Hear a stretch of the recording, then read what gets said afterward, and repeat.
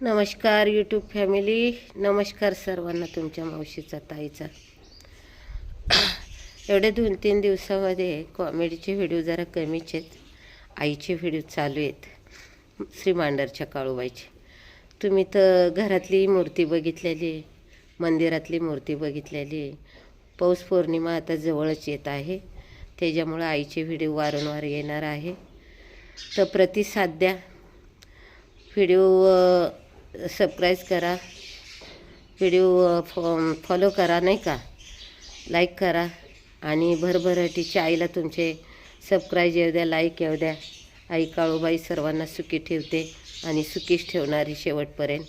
अगदी तुमच्यावरती पूर्णपणे आईचं लक्ष असणार आहे. तर आता वारंवार आईचे तुम्हाला व्हिडिओ येत राहणार आहे. तर प्रतिसाद चांगल्या पद्धतीने मला द्या, सहकार्य तुमचं चांगलं राहू द्या. आणि माझे व्हिडिओ, माझ्या आईचे व्हिडिओ पुढे शेअर करत राहा. ह्यासाठी हा व्हिडिओ बनवलेला आहे. चांगलं प्रतिसाद तुमचं मला मिळालेला आहे. हो ना, असेच माझ्या पाठीशी राहा. आणि रोज आईचं दर्शन तुम्हाला घडवीत जाईन मी. काळूबाईचं दर्शन घेत जा. घरामध्ये बघितलं ना, देवाऱ्यावरती आईचा मुखवटा आहे, ती उभी केलेली. आणि इथं गाभाऱ्यामध्ये 3.25 फुटाची संगमगवर दगडातली मूर्ती आहे काळूबाईची. गाभाऱ्यात बसवलेली मंदिराची आहे. बघा मंदिर बघा. तुम्हाला तर मी वारंवार दाखवतच असते, व्हिडिओमध्ये तुम्ही पाहत असता. तर थंडी गारठ्याचे दिवस, गुरांचं ते मला कवर व्हायना झालं काम. मग ते कॉमेडी करायला थोडासा वेळ मला मिळाला.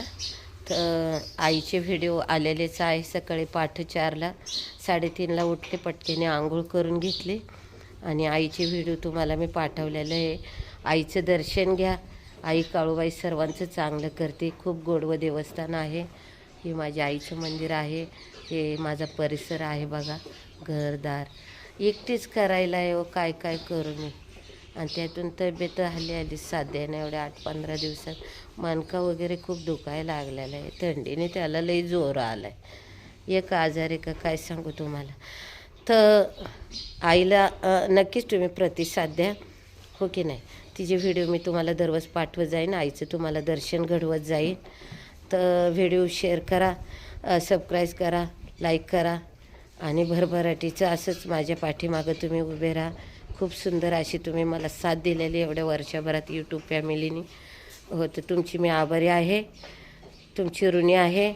असंच सहकार्य असू द्या. आणि गाजवा ना तुमच्या मावशीला जरा. हो, आपल्याकडं आई आहे. तुम्हाला मी कॉमेडी वगैरे किती दाखवत असते, नाही का.